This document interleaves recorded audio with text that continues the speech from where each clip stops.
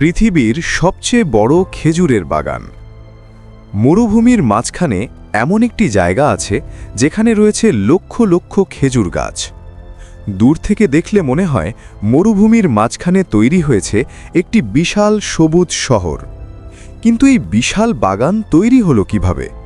কিভাবে একটি ছোট চারাগাছ থেকে হাজার হাজার টন খেজুর উৎপাদন হয়?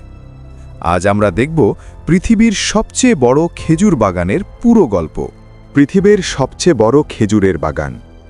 মরুভূমির বিস্তীর্ণ ভূমির উপর যতদূর চোখ চায় শুধু সারি সারি খেজুর গাছ। দূর থেকে দেখলে মনে হয় যেন বালুর সমুদ্রের মাঝখানে হঠাৎ জন্ম নিয়েছে সবুজের এক বিশাল বন। একসময় এই জায়গায় ছিল শুধু তপ্ত বালি, গরম বাতাস আর নির্জন মরুভূমি।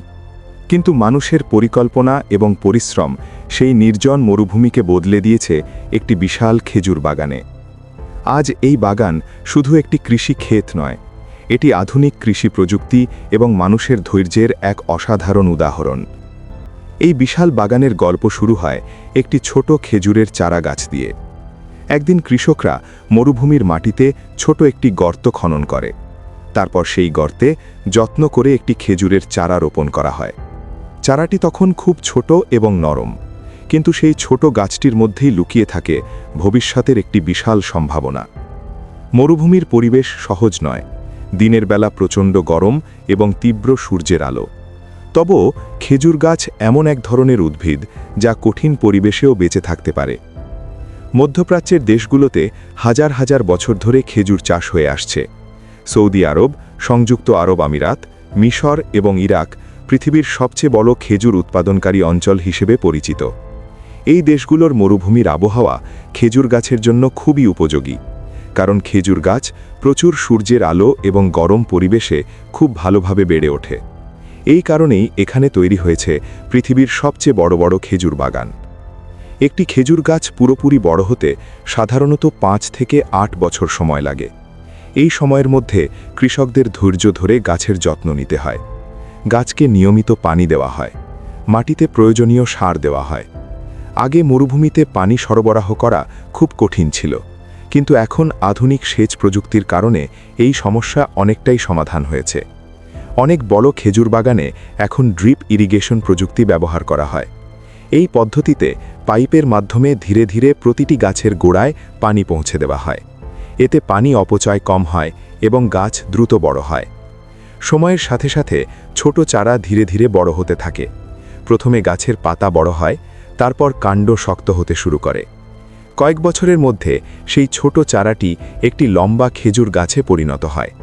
খেজুর গাছের কাণ্ড সাধারণত সোজা এবং শক্ত হয়। এর উপরে বড় বড় পাতা ছড়িয়ে থাকে।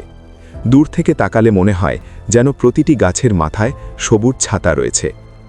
যখন গাছ পুরোপুরি বড় হয়ে যায়, তখন গাছে ছোট ছোট ফুল ফুটতে শুরু করে। এই ফুল থেকেই পরে খেজুর ফল জন্মায়। কিন্তু এখানে একটি গুরুত্বপূর্ণ বিষয় রয়েছে। খেজুর গাছের পুরুষ এবং স্ত্রী ফুল আলাদা গাছে জন্মায়। এই কারণে ফল ধরানোর জন্য মানুষের সাহায্য দরকার হয়। এই সময় শুরু হয় শ্রমিকদের গুরুত্বপূর্ণ কাজ। শ্রমিকরা বিশেষ দড়ি ব্যবহার করে খেজুর গাছে ওঠে। গাছগুলো অনেক উঁচু হওয়ায় এই কাজটি সহজ নয়। তারা গাছের মাথায় পৌঁছে পুরুষ ফুল থেকে পরাগ সংগ্রহ করে এবং স্ত্রী ফুলের উপর সেটি ছড়িয়ে দেয়। এই প্রক্রিয়াকে বলা হয় পরাগায়ন। সঠিকভাবে পরাগায়ন করা হলে গাছে প্রচুর খেজুর ফল জন্মায়। কয়েক সপ্তাহ পরে ফুলের জায়গায় ছোট ছোট ফল দেখা যায়। প্রথমে সেই ফলগুলো খুব ছোট এবং সবুজ থাকে। সময়ের সাথে সাথে সেই ফলগুলো বড় হতে থাকে। প্রতিটি খেজুর একটি বড় ছড়ার মধ্যে ঝুলে থাকে। একটি ছড়ায় শত শত খেজুর থাকতে পারে। এইভাবে ধীরে ধীরে পুরো বাগান খেজুর ফলে ভরে যায়। এই ছিল পৃথিবীর বিশাল খেজুর বাগানের গল্প। একটি ছোট চারা গাছ থেকে শুরু হয়ে ধীরে ধীরে তৈরি হয় একটি বিশাল বাগান। আর সেই বাগান থেকেই পৃথিবীর বিভিন্ন দেশে পৌঁছে যায় সুস্বাদু খেজুর ফল।